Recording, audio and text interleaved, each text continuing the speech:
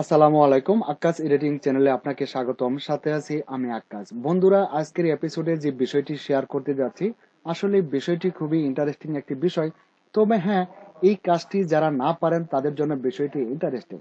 তবে আমি কথা দীর্ঘায়ু না করে মূল কাজে আপনাদের নিয়ে যাচ্ছি। আপনারা আমার ক্যানভাসে দেখতে পাচ্ছেন এখানে অনেকগুলো পিএসডি ফাইল আমি নিয়েছি। যেই পিএসডি ফাইলগুলো আমরা চাইলে যে কোনো ছবিতে আমরা এই পোশাকগুলি পরিয়ে দিতে পারি। তবে এরকম পোশাকের একটি পিএসডি ফাইল আমরা নিজেরা কি করে তৈরি করতে পারি, এইটাই আমরা আজকের ভিডিওতে শিখে নেব। ধরুন এখানে দেখতে পাচ্ছেন আমি নর্মাল শার্ট পরিহিত একটি ছবি নিয়েছি। এই ছবিটার মধ্যে আমি যদি চাই যে এখান থেকে অন্য একটি ড্রেস আমি এটাতে পরিয়ে দেব, সাপোজ এখান থেকে এই ড্রেসটিকে যদি আমি পরাতে চাই, তাহলে কিন্তু খুব সহজে আমরা এই ড্রেসটি আমরা এই মডেলের পরনে পরিয়ে দিতে পারবো। তবে এরকম ড্রেস আমরা কি করে তৈরি করব? দেখুন, এই ড্রেসটি আমি এখানে সেট আপ করে দিব। সেট আপ করার জন্য আমাদেরকে তো এখানে কিছু কাজ রয়েছে, তবে এই কাজগুলি আমি আমার আগের কিছু ভিডিওতে দেখিয়েছি। যে ভিডিওর লিঙ্ক আপনারা এই ভিডিওর ডিসক্রিপশনে পেয়ে যাবেন, আমরা কিভাবে পোশাকটা পরিবর্তন করতে পারি। ধরুন প্রথমে আমরা এ4 সাইজের একটি পেজ নিব। আমরা শর্টকাটে নিতে পারি কিবোর্ডের কন্ট্রোল এন্ড বাটন প্রেস করে। কিবোর্ডের কন্ট্রোল এন্ড বাটন প্রেস করার পর আমরা দেখতে পাচ্ছি এখানে আমার এ4 সাইজ দেওয়া আছে। সাপোজ এই সাইজের একটি পেজ নিব। এবার এখান থেকে ওকে বাটনে ক্লিক করে দিলাম। ওকে বাটনে ক্লিক করার পর আমরা দেখতে পাচ্ছি আমাদের এ4 সাইজের পেজটি কিন্তু চলে আসছে। তো এই পেজটির মধ্যে আমরা বিভিন্ন সাইজের পোশাক নিয়ে এটাতে আমরা একটি পিএসডি ফাইল হিসেবে তৈরি করে রাখবো। সাপোজ এখন দেখুন এখানে এই মডেলের পরনে একটি পোশাক রয়েছে। এই পোশাকটিকে আমাদের প্যান্টুল দ্বারা ক্রপ করতে হবে। ধরুন আবার এখান থেকে যদি আমরা এই শার্টটিকে পিএসডি ফাইল হিসেবে করে রাখতে চাই, এটাকেও কিন্তু আমরা করে রাখতে পারবো। তো এটা করার জন্য আমরা এখান থেকে টুল প্যানেল থেকে প্যান টুলটিকে সিলেক্ট করে নেব। তো টুল প্যানেল থেকে প্যান টুলটি সিলেক্ট করার পর প্যান টুল দ্বারা আমরা যে অংশটুকু নিতে চাই সেই অংশটুকু আমরা প্রথমেই সিলেকশন করে নেব। তো এখান থেকে প্যান টুলটি আমি সিলেক্ট করে নিলাম। নেওয়ার পর এখন এই মডেলের পরনে যে শার্টটি রয়েছে এই শার্টটিকে আমরা এভাবে সিলেকশন করব। বন্ধুরা, যারা প্যান টুলের ব্যবহার না জানেন, আমার চ্যানেলে একটি ভিডিও দেওয়া আছে এবং এই ভিডিওর ডিসক্রিপশনে আমি প্যান টুল ইউজের বিষয়টি কিভাবে আপনি প্যান টুল ইউজ করবেন, যদি নতুন হয়ে থাকেন মন খারাপ করবেন না, আপনি ভিডিওটি চাইলে দেখে নিতে পারেন এখান থেকে প্যান টুল কিভাবে ইউজ করতে হবে। আমি প্যান টুল ব্যবহার করে এটাকে খুব সূক্ষ্মভাবে আমি এভাবে মার্কিং করব। মার্কিং করার পর এটাকে আমি কপি করে বা ডুপ্লিকেট আরেকটি লেয়ার করে আমি যে এ4 সাইজের একটি পেজ তৈরি করেছি এই পেজের মধ্যে রাখবো। দেখুন আমি কিন্তু সম্পূর্ণ অংশটুকু প্যান টুল দ্বারা সিলেকশন করেছি। এবার কিবোর্ডের কন্ট্রোল বাটন চেপে ধরে এন্টার বাটনে প্রেস করে দিলাম।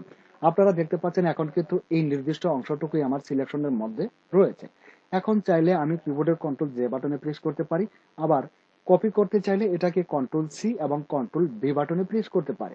সাপোজ আমি কন্ট্রোল জে বাটনেই ক্লিক করে দিলাম। কিবোর্ডের কন্ট্রোল জে বাটনে ক্লিক করার পর এবার দেখুন লেয়ার প্যানেলে আমাদের দুটি লেয়ার হয়ে গেছে। তো এখন আমি এখান থেকে মুভ টুলটিকে সিলেক্ট করে নিচ্ছি। মুভ টুল দ্বারা ধরে আমি এটাকে আমার এ4 সাইজের যে নতুন একটি পেজ নিয়েছিলাম এই পেজের মধ্যে নিয়ে যাব। এবার দেখুন এখান থেকে এটাকে ধরলাম, আমি ধরার পর আমার এ4 সাইজের পেজে নিলাম।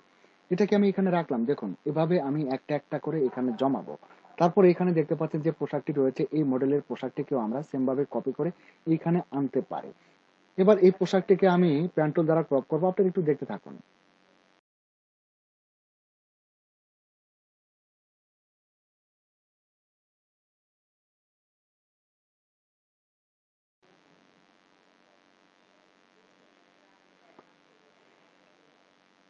আমি কন্ট্রোল এন্টার বাটন প্রেস করে দিলাম। কন্ট্রোল এন্টার বাটন প্রেস করার পর কিবোর্ডের কন্ট্রোল বাটন চেপে ধরে যে বাটনে প্রেস করে দিলাম।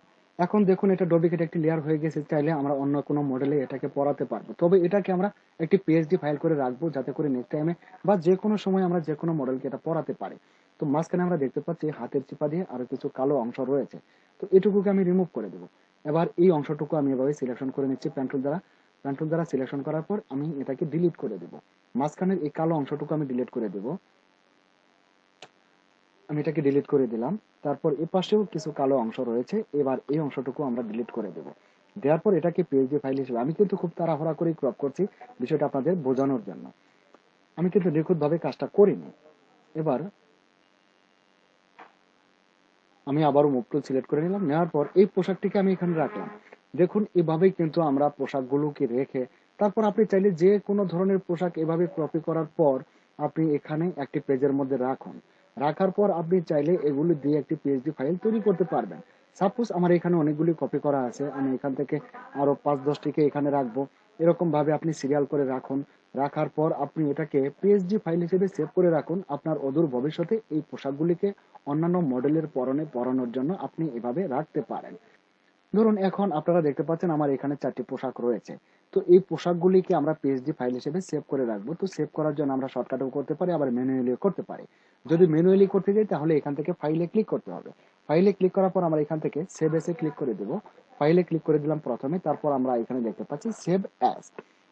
এই সেভ এসে আমাদের ক্লিক করতে হবে, আবার এটা শর্টকাটেও আমরা করতে পারতাম। ধরুন এখন এটাকে আমি আমার ডেস্কটপে সেভ করবো। আমি আমার ডেস্কটপে সিলেক্ট করে দিলাম। দেওয়ার পর আপনারা দেখতে পাচ্ছেন এখানে পিএসডি ফাইল আমার কিন্তু সেভ হচ্ছে, এটা ফাইল ফরম্যাট। তো ফাইল ফরম্যাটটি আমার পিএসডি এবং ফাইলের এখানে একটি নাম দেবো আমি, ড্রেস বা অন্য কিছু একটা নাম আমি দিতে পারি। দেওয়ার পর আমি আমার ডেস্কটপে এটাকে সেভ করব। আমি ধরুন ড্রেস লিখে দিলাম, এবার এখান থেকে সেভ বাটনে ক্লিক করে দিলাম, তারপর ওকে। এখন কিন্তু এটা আমার ডেস্কটপে একটি পিএসডি ফাইল হিসেবে সেভ হয়ে গেছে। আমি যদি এটাকে ক্লোজ করে দিই, ধরুন আমি এখন এখানে যত কিছু আছে সবগুলাকেই আমি ক্লোজ করে দিচ্ছি।